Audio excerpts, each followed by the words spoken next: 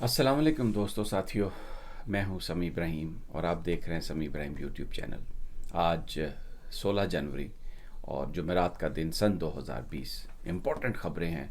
एहतसाब के हवाले से बड़ी इम्पोर्टेंट ख़बरें हैं। एक बहुत बड़ा प्रॉपर्टी टाइकून जो पाकिस्तान के हर शहर में ऑलमोस्ट जिनकी प्रॉपर्टीज़ हैं, जिनके वो डेवलपर हैं और उन्होंने बहुत सारा अच्छा काम भी किया है, इसमें कोई शुबा नहीं। लेकिन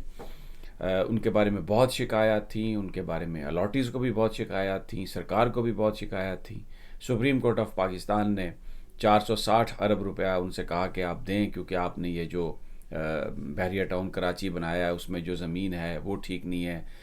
इसके अलावा नवाब शाह में और बहुत सारी जगहों पे, इधर मरी में, पिंडी में जंगलात की ज़मीन है, गलियात की ज़मीन है और आपकी प्रॉपर्टी नहीं है, सरकारी प्रॉपर्टी लिया उन्होंने। तो अब उनके खिलाफ एक नया रेफरेंस 100 अरब रुपए का, और वो कराची में उन्होंने उनको एक प्लॉट दिया गया और उसमें तकरीबन 100 अरब रुपए का कौमी ख़जाने को उन्होंने नुकसान पहुंचाया। वो किस तरह से सारा काम हुआ, क्या हुआ, और ये पहला उनके ख़िलाफ़ ये रेफरेंस है, उनके और उनके बेटे अली ज़ैन मलिक के ख़िलाफ़। तो उसकी पूरी आज आपको मैं तफसील दूंगा कि क्या है। दूसरा वो एक कंट्रोवर्सी है कि फैसल वावडा साहब ने बूट दिखाया, काशिफ अब्बासी साहब के शो में टेबल पे रखा। अब पेमरा ने काशिफ अब्बासी साहब के शो को बैन कर दिया है ऑफ द रिकॉर्ड को फॉर 60 डेज़, और इसके साथ ही काशिफ अब्बासी को भी बैन कर दिया एज ए रेगुलेटर। लेकिन एक बड़ा अहम सवाल है कि कुछ और भी करना चाहिए था अपनी न्यूट्रलिटी को बरकरार रखने के लिए। तो वो क्या था जो उन्होंने नहीं किया और इसका अब अंजाम क्या होगा, इस मौजू पर भी बात करेंगे। और फिर बिल आखिर Kashmir United nation security council की मीटिंग में कश्मीर एजेंडे पर फिर आया, अहम इजलास हुआ है वहाँ पर, और यूएन का जो मिलिट्री ऑब्जर्वर ग्रुप है उनकी रिपोर्ट वहाँ पर पेश की गई है, और रशिया और चाइना ने पाकिस्तान को सपोर्ट किया है। उसकी भी तफसील मैं आपको आज आपके साथ शेयर करूंगा। लेकिन सबसे पहले मेरी आपसे ये दरख्वास्त है कि अगर आपने अभी तक मेरे इस चैनल को सब्सक्राइब नहीं किया तो आप सब्सक्राइब कर लें और बेल आइकन को भी क्लिक कर दें, और इससे जो भी मेरी वीडियो नई आएगी आप तक पहुंच जाएगी। वीडियो को लाइक करें, शेयर करें, हमें अपनी गाइडेंस दें, अपना फीडबैक दें, अपना विजन शेयर करें, ताकि वही चीज़ें हम फिर ला सकें जो आप जिसको पसंद करते हैं या जिन चीज़ों के हवाले से आपके जहनों में सवाल आते हैं। तो सबसे पहले मलिक रियाज साहब बहरिया टाउन के 100 अरब रुपए का एक रेफरेंस फाइल कर दिया गया।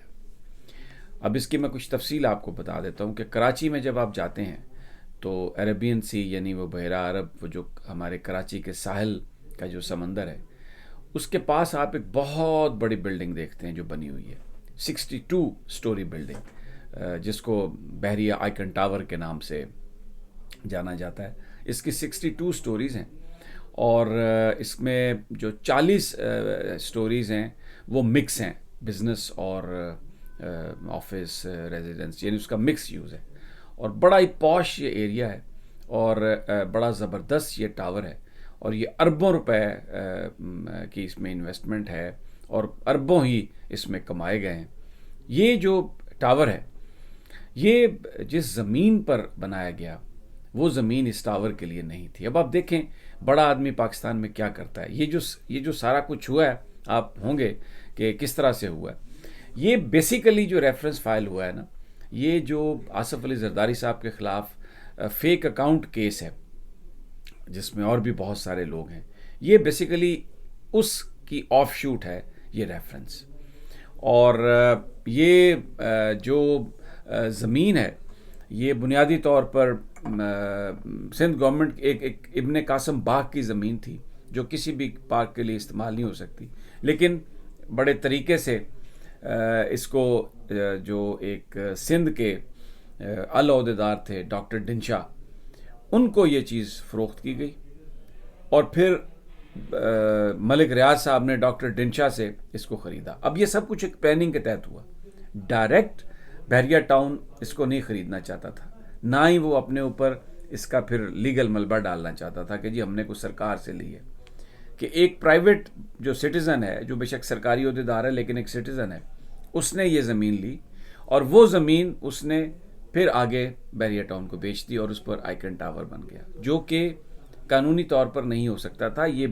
ابن قاسم گارڈن، ابن قاسم باغ کی یہ زمین تھی، اور باغات کی زمینوں میں اس طرح کے کام نہیں ہو سکتے، لیکن پاکستان میں جو طاقتور لوگ ہیں انہوں نے یہ سب کام کیا ہے۔ میں آپ کو ایک اور مثال دے دیتا ہوں۔ آپ آئیں ادھر فاطمہ جناح پارک پنڈی میں، آپ کو نظر آئے گا میک ڈونلڈ بنا ہوا ہے۔ آپ یہ اسلام آباد میں میک ڈونلڈ ہے، پنڈی میں میک ڈونلڈ ہے۔ آپ دیکھیے گا کہ بہت سارے جو میک ڈونلڈ ہیں وہ باغات میں بنے ہوئے ہیں، پارکس میں بنے ہوئے ہیں، جہاں پر ان کو نہیں بننا چاہیے تھا۔ اور دیکھیں جو لیگل بھی کیا انہوں نے بہت سارے، مثلا اسلام آباد والا جو تھا وہ جناب افتخار چودھری صاحب، اللہ ان کا بھلا کرے، ایک عجیب شخصیت تھے۔ بہرحال تو یہ انہوں نے بھی یہ پارکس میں، یہ بڑا آسان ہوتا ہے کہ پبلک پارک ہے، جگہ ہے، تو سرکار سے ساز باز کر کے تو وہ بندہ لے لے۔ تو انہوں نے کیا کیا کہ ڈاکٹر ڈھنشا اور پھر اس کے بعد ملک ریاض صاحب، تو یہ آئیکن ٹاور بن گیا۔ اب 100 ارب روپے کا قومی خزانے کو نقصان ہوا، تو اس پر ان کے بیٹے علی زین ملک اور ملک ریاض صاحب، ان کے خلاف ریفرنس آ گیا جو رجسٹرار کے پاس چلا گیا۔ اب رجسٹرار اس کی سکروٹنی کر کے احتساب عدالت کے جو جج ہیں محمد بشیر صاحب، ان کو بھیجیں گے۔ یہ اسلام آباد میں یہ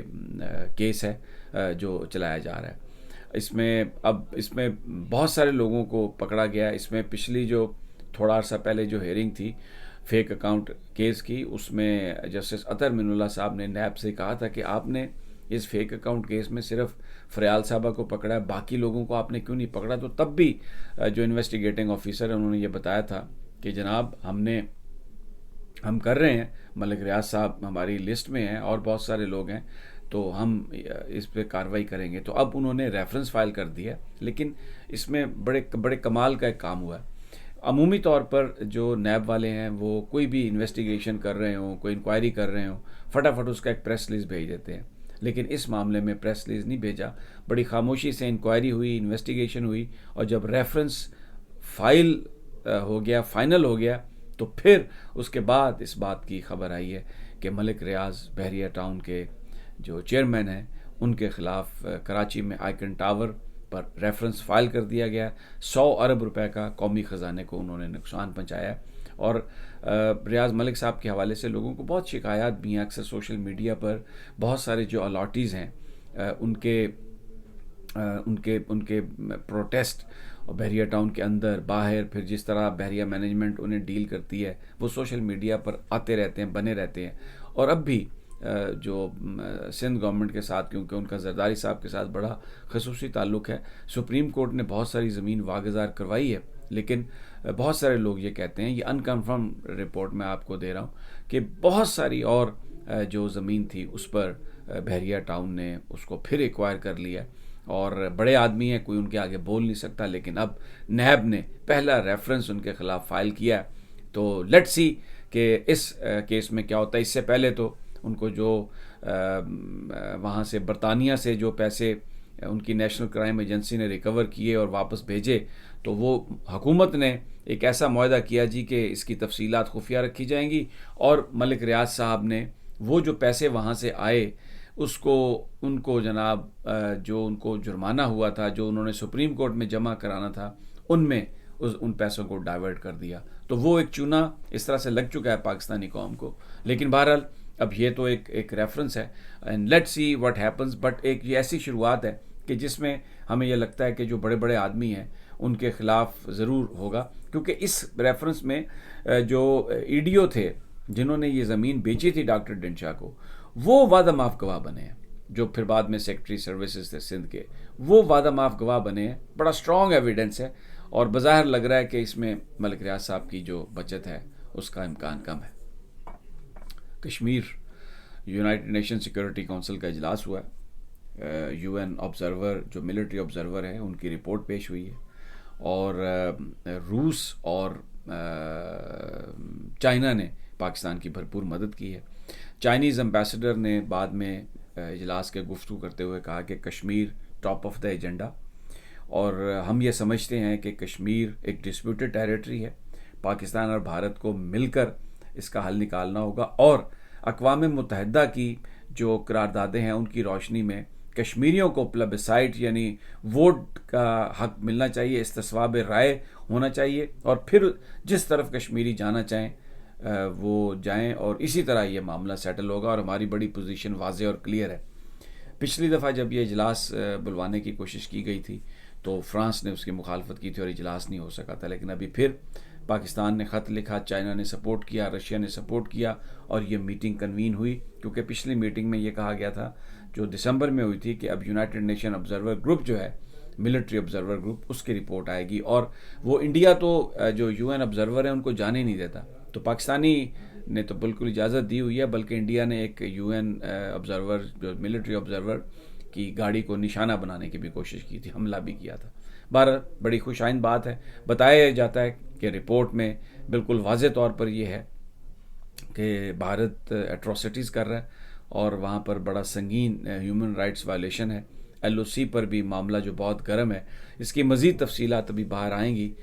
کیونکہ یہ بند کمرے میں اجلاس ہوا، اور اس کی کوئی پچھلی دفعہ بھی کوئی پریس ریلیز نہیں آئی تھی، کیونکہ جو دوسرے امریکنز اور فرینچ اور برٹن، انہوں نے یہ کہا تھا کہ جی اس پہ کوئی پریس ریلیز نہیں جانی چاہیے۔ اب دیکھتے ہیں کہ اس پہ اگر کوئی پریس ریلیز آتی ہے کیا اس پہ ہوتا ہے، لیکن بہرحال یہ ایک بڑی اہم ڈیولپمنٹ ہے، اور یہ ایک ڈیولپنگ سٹوری ہے۔ جیسے جیسے یہ انفولڈ ہوتی ہے میں آپ کو اس کے حوالے سے انفارمیشن دیتا رہوں گا۔ اب تھوڑا سا تذکرہ کر لیتے ہیں کاشف عباسی صاحب کے شو کا۔ پیمرا نے ان کو بین کر دیا 60 ڈیز کے لیے کہ نہ وہ اپنا شو کر سکتے ہیں، نہ ٹی وی پہ اپیئر ہو سکتے ہیں، اور ان کا شو بھی نہیں ہو سکتا آف دا ریکارڈ، اور یہ without any hearing, without any notice. عمومی طور پر آپ نوٹس دیتے ہیں، پوچھتے ہیں، پھر اس پر کارروائی ہوتی ہے، اور کاشف عباسی صاحب نے سکرینز پر آ کر مختلف شوز میں اپنی سکرین پر یہ بار بار کہا کہ وہ ایک وفاقی وزیر تھے تو انہوں نے ان کا سامان چیک نہیں کیا، اور انہیں اس بات کا کوئی پرائر علم نہیں تھا، لیکن تھوڑا ریئیکشن ٹائم میں تاخیر ہو سکتی ہے، 8-10 منٹ وہ جوتا پڑا رہا میز پہ، پھر بعد میں کاشف صاحب نے کہا، اور یعنی بالکل نظر آ رہا ہے اس کاشف صاحب کے بیان کو دیکھ کے کہ یہ بالکل ایک ایسا واقعہ ہوا جو ان کے نوٹس میں ہی نہیں تھا، اور وہ بھی he was also caught in surprise. لیکن پیمرا نے کوئی ان کو نوٹس نہیں دیا، کوئی ان کا جو یہ ایک رویہ کاشف صاحب کا جو بعد میں سامنے آیا، جس میں وہ انہوں نے کہا کہ یہ نہیں ہونا چاہیے تھا، انہیں افسوس ہے اس واقعے پر، لیکن یہ انہوں نے تو نہیں کیا، اور وہ کسی فیڈرل منسٹر کا بیگ تو نہیں چیک کرتے، یہ فیصل واوڈا صاحب نے جو کیا۔